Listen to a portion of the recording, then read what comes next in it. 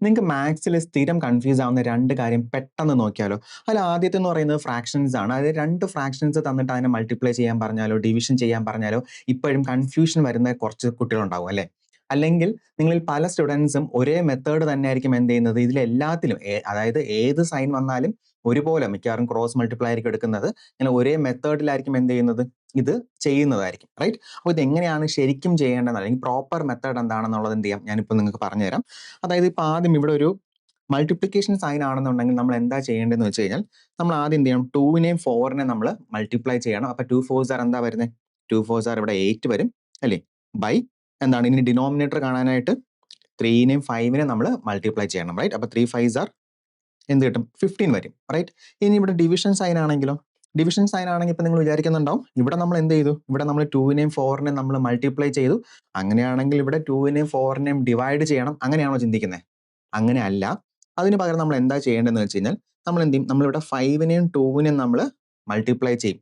അപ്പോൾ ഇവിടെ എന്താ വരുന്നത് 5 2s are 10 വരും അല്ലേ. അപ്പൊ 10 ഡിനോമിനേറ്റർ കിട്ടി, സോറി ന്യൂമറേറ്റർ കിട്ടി. ഇനി ഡിനോമിനേറ്റർ കാണാനായിട്ട് നമ്മൾ എന്ത് ചെയ്യണം നമ്മൾ 3നെയും 4നെയും നമ്മൾ മൾട്ടിപ്ലൈ ചെയ്യണം.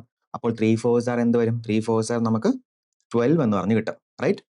ഇനി ഇവിടെ അഡീഷൻ സൈൻ ആണെങ്കിലോ പ്ലസ് സൈൻ ആണെങ്കിലോ നമ്മൾ എന്താ ചെയ്യുന്നത് നമ്മളിവിടെ ക്രോസ് മൾട്ടിപ്ലൈ ചെയ്യും അല്ലേ. 5ഉം 2ഉം മൾട്ടിപ്ലൈ ചെയ്യും. അപ്പോൾ 5 2s are നമുക്ക് എന്ത് കിട്ടും നമുക്കിവിടെ 10 എന്ന് കിട്ടും. അതുപോലെ തന്നെ 3 4s are 12 എന്ന് പറഞ്ഞു വരും. അപ്പം 10 + 12 എന്താണ് വരുന്നത് 22 വരും. റൈറ്റ്. അപ്പം 22 എന്തായിരിക്കും 22 ഇവിടെ ന്യൂമറേറ്റർ ആയിരിക്കും. ബൈ എന്തായാലും ഇനി ഡിനോമിനേറ്റർ കാണാനായിട്ട് നമ്മൾ 3നെയും 5നെയും നമ്മൾ മൾട്ടിപ്ലൈ ചെയ്യും. അപ്പോൾ 3 5s are 15 എന്ന് പറഞ്ഞു വരും. റൈറ്റ്. അപ്പം നിങ്ങൾക്ക് അഡീഷൻ ക്ലിയർ ആയി. അങ്ങനെയാണെങ്കിൽ ഇവിടെ സബ്ട്രാക്ഷൻ വരുന്ന സമയത്ത് എന്തായിരിക്കും വരുന്നത് മൈനസ് വരുന്ന സമയത്ത് എന്തായിരിക്കും വരുന്നത് അല്ലേ. നമ്മളിവിടെ എന്താണോ ഇവിടെ നമ്മൾ ചെയ്തത് അതേ മെത്തേഡ് തന്നെയാണ് അല്ലേ. അപ്പോൾ ഇവിടെ എന്തായിരിക്കും വരുന്നത് 5 2s are 10 വരും. റൈറ്റ്. ഇനി 3 4s are എന്ത് വരും 12 ആണോ? അല്ല, -12 വരും. റൈറ്റ്. അപ്പോൾ അങ്ങനെയാണെങ്കിൽ എന്തായിരിക്കും വരുന്നത് 10 ഇവിടെ 10 വരുന്നുണ്ട്, ഇവിടെ -12 വരുന്നുണ്ട്. അങ്ങനെയാണെങ്കിൽ ന്യൂമറേറ്ററിൽ എന്ത് വരും ന്യൂമറേറ്ററിൽ -2 വരും. ബൈ എന്ത് ചെയ്യും ഡിനോമിനേറ്റർ കാണാനായിട്ട് നമ്മൾ 3നെയും 5നെയും കൊണ്ട് നമ്മൾ മൾട്ടിപ്ലൈ ചെയ്യും.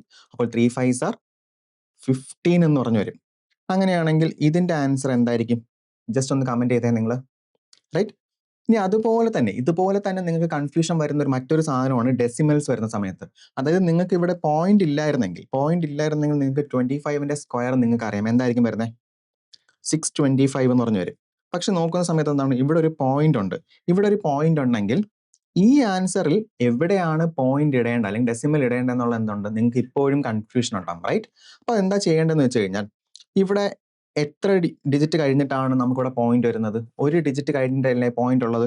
അത് അങ്ങനെയാണെങ്കിൽ ഇവിടെ എന്ത് ചെയ്യണം ഇവിടെ നമുക്ക് 2 ഡിജിറ്റ് കഴിഞ്ഞ് മാറി പോയിന്റ് ഇടണം. റൈറ്റ്. അപ്പോൾ 6.25 ആവും. ഇവിടെ നോക്കുന്ന സമയത്ത് എന്താണ് 0.12 വന്നിട്ടുണ്ടല്ലേ 12 ഹോൾ സ്ക്വയർ ആണ്. നിങ്ങൾക്ക് 12ന്റെ നിങ്ങൾക്ക് സ്ക്വയർ അറിയാം. 12ന്റെ സ്ക്വയർ എന്താ വരുന്നത് 144 വരുന്നുണ്ട്. ഇത് നിങ്ങൾക്ക് അറിയാം. നോക്കുന്ന സമയത്ത് എന്താണ് ഇവിടെ 2 ഡിജിറ്റ് മാറിയിട്ടല്ലേ പോയിന്റ് ഉള്ളത്. അങ്ങനെയാണെങ്കിൽ ഇവിടെ എന്ത് ചെയ്യണം ഇവിടെ നമ്മൾ 4 ഡിജിറ്റ് മാറി പോയിന്റ് ഇടണം. 1 2 3 എന്ത് ചെയ്യും ഒരു 0 കൂടെ ഇടും അല്ലെ. ഇവിടെ പോയിന്റ് കൊടുക്കും. അപ്പൊ എന്ത് കിട്ടി ഇതിന്റെ ആൻസറും കിട്ടി. അങ്ങനെയാണെങ്കിൽ ഇവിടെ ആണെങ്കിലോ 1.04 ഹോൾ സ്ക്വയർ ആണെങ്കിൽ നമുക്ക് 104 അല്ലേ 104ന്റെ നമുക്ക് സ്ക്വയർ അറിയാം. 104ന്റെ സ്ക്വയർ എന്താണ് വരുന്നത് 10816 വരും അല്ലെ. ഇവിടെ എന്താണ് ഇവിടെ നേരത്തെ പറഞ്ഞ ലോജിക് വെച്ചിട്ടാണെന്നുണ്ടെങ്കിൽ ഇവിടെ 2 ഡിജിറ്റ് ആണ്. അങ്ങനെയാണെങ്കിൽ നമുക്ക് പോയിന്റ് ഇടുന്നത് എത്രയായിരിക്കും നമ്മൾ 4 ഡിജിറ്റ് മാറിയായിരിക്കും പോയിന്റ് ഇടുന്നത്. അപ്പൊ എന്തായാലും 1 2 3 4 അല്ലെ ഇവിടെ ആയിരിക്കും നമ്മൾ പോയിന്റ് ഇടുന്നത്. അങ്ങനെയാണെങ്കിൽ സെയിം ലോജിക് വെച്ചിട്ട് ഇത് എങ്ങനെയായിരിക്കും പെട്ടെന്ന് ആൻസർ ഒന്ന് കമന്റ് ചെയ്തേ.